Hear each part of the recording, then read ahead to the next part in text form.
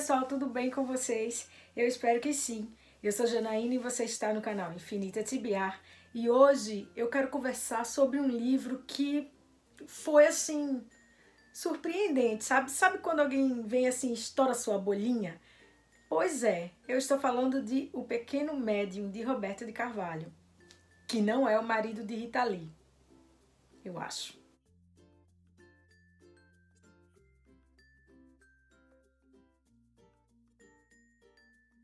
Antes da gente começar a falar do livro, eu gostaria de pedir a você que está visitando o canal para se inscrever aqui embaixo gratuitamente.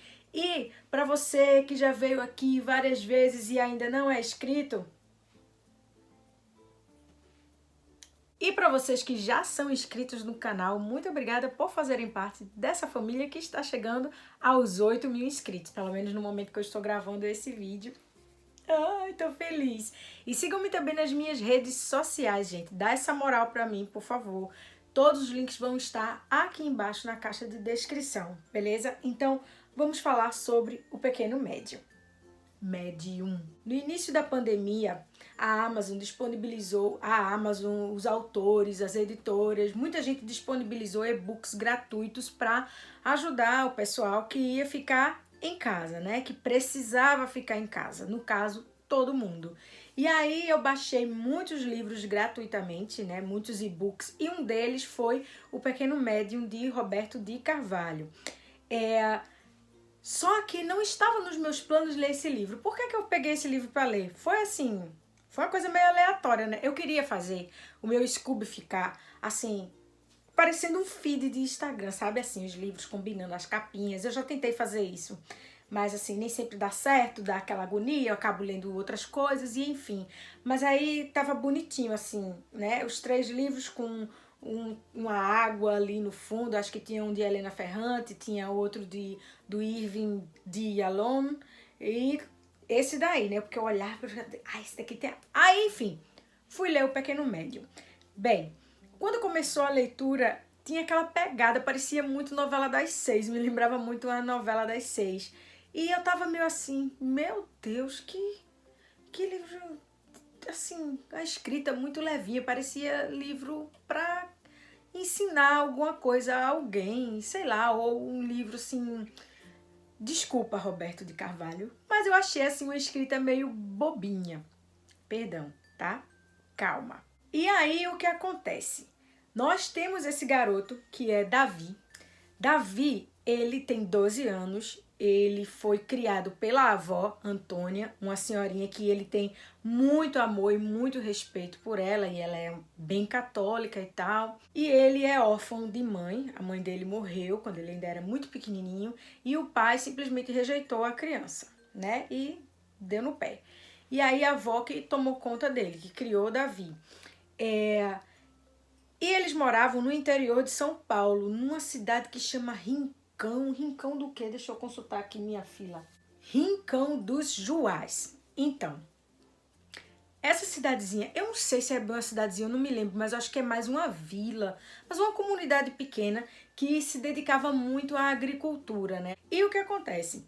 Para construir suas casas, eles tiravam a areia de um rio que tinha ali perto da comunidade, né?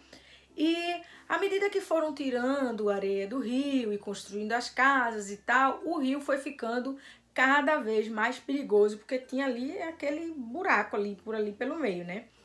E os garotos da cidade faziam o quê? Eles faziam uma espécie de batismo ali nas águas do rio. Seguinte, o rio ficava entre a escola e a cidade, não é? Então, esses garotos, quando eles estavam com os 13 anos de idade, para mostrar uns para os outros, né, que eles eram corajosos, para cair nas graças das pessoas, quer dizer, das pessoas não, né, das pessoas da mesma idade deles. Então, o que é que eles faziam? Quando completavam 13 anos, aí eles tinham que fazer o tal do batismo, que era pular nas águas do rio, nas águas turvas do rio. E aí o que acontece? Chegou a vez de um garoto chamado Rodrigo, né, passar por esse tal batismo.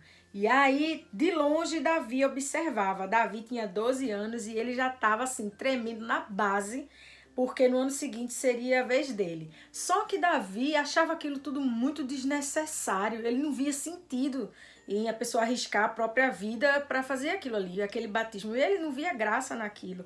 Davi, ele achava assim que as pessoas tinham que conviver em harmonia com a natureza, né? Mas enfim, estava observando de longe o que ia acontecer.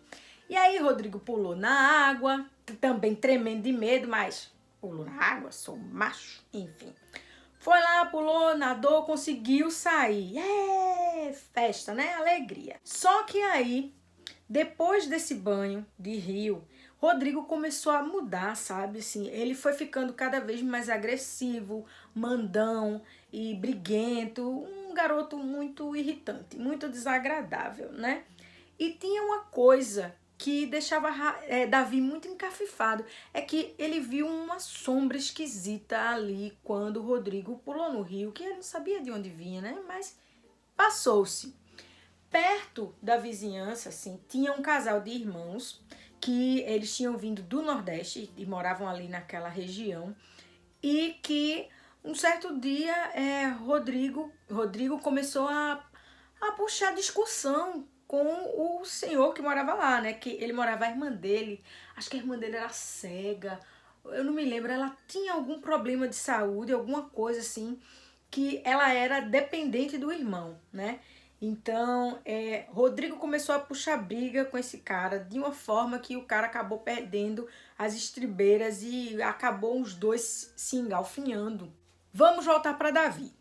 Davi é um garoto super introspectivo, ele é muito tímido e acontece uma coisa muito especial com ele. À noite, no silêncio do quarto, no escuro do quarto, Davi via luzes, ele via uns vultos iluminados, enfim. E ele não entendia muito bem o que era aquilo ali. Vai pedir conselho para a avó, aí vai pedir conselho para o padre da cidade, que tem uma ideia errônea. Aliás, o padre tem uma ideia errônea a respeito e a avó não sabe muito bem o que fazer, né, para ajudar Davi. E isso era um fator determinante na personalidade dele, né? Essas coisas, essas luzes, esses seres iluminados que ele via ali no quarto dele. Passou-se. Voltemos para Rodrigo. O pai de Rodrigo, ele não era um político, mas ele era tipo assim, não era bem uma autoridade, mas sabe aquela pessoa que conhece todo mundo, que sabe conversar, que fala e tal? Porque eu não me lembro se ele tinha um certo estudo, porque assim, nessa comunidade, as pessoas achavam que as crianças não precisavam avançar muito nos estudos, porque não era necessário, eles iam trabalhar ali mesmo, com a terra e tal. Então, para muitos pais ali, em Rincão dos Juás, o essencial era que as crianças aprendessem a ler e escrever e o mínimo de matemática, certo? Então eu não me lembro muito bem se ele era um cara com certo estudo, mas eu acho que ele não era formado nem sequer em direito, mas enfim, conhecia os políticos da região e tal, e tinha os bons contatos. E Rodrigo, filho dele, que era filho único, aliás, achava que tinha assim, tenho costas quentes, porque aqui meu pai é o cara, né? E aí começou a infernizar a vida de muita gente. O Rodrigo começou a perrear o povo e principalmente aquele senhor, né, que vivia com a irmã numa casinha humilde, mais afastada da vila, né? Até que um dia, Rodrigo simplesmente desapareceu. Ele sumiu, mas sem deixar rastro. Ninguém sabia notícia nenhuma e aí os pais enlouqueciam. Os pais se desesperaram atrás do garoto, que era filho único, né? E o que acontece? Acabaram acusando injustamente aquele senhorzinho lá, né? O senhorzinho que morava com a irmã. Minha gente, a partir daí é uma perseguição, assim, bem triste, bem terrível. E para completar, Davi começa a ver um vulto diferente lá no quarto dele, que está aparecendo constantemente para ele pedindo ajuda.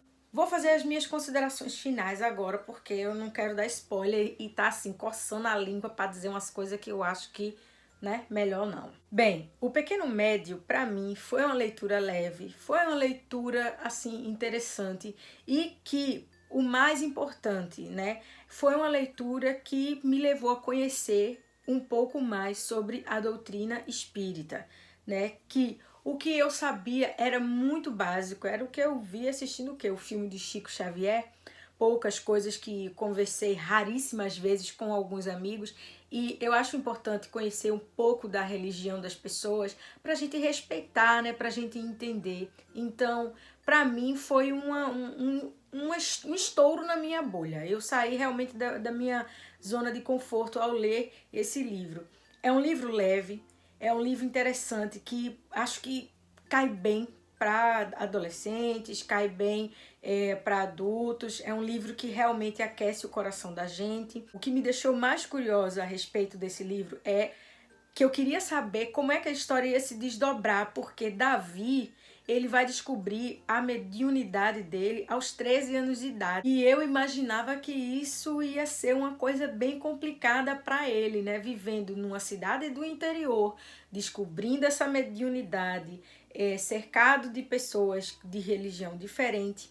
Então, esses temas são abordados de forma muito delicada pelo autor, e esse livro ele vai abrir espaço para que a gente conheça um pouco mais da doutrina espírita.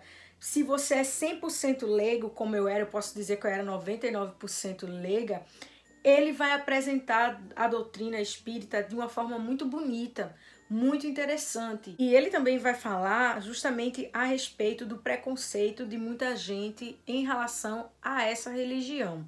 Vez ou outra chegam as palavras, assim, os conselhos, uma coisa que eu achei muito legal, muito reconfortante. Então, esse livro ele vai abordar temas como infância, a doutrina espírita, a mediunidade, a rejeição, o abandono, o amor, o perdão, a injustiça. É um livro muito, muito coração quentinho. Eu gostei demais da leitura. Eu fiquei feliz por ter lido esse livro e ter entendido um pouco mais do que o que é a religião espírita, como essas pessoas lidam com esses fenômenos que acontecem, né? Porque, amiga, eu acho lindo, mas eu só espero que nunca aconteça comigo, porque misericórdia. Então, para mim, foi uma experiência de leitura muito bacana, que eu gostei e que recomendo caso você tenha interesse em um livro assim, reconfortante, com mensagens de esperança, mensagens de amor, de perdão. Muito legal. E é isso. Bem, pessoal, eu vou ficando por aqui e desejo a vocês um ótimo dia. Não se esqueçam, se inscrevam no canal, deixem o seu gostei e eu encontro vocês no próximo vídeo. Um abraço e até lá!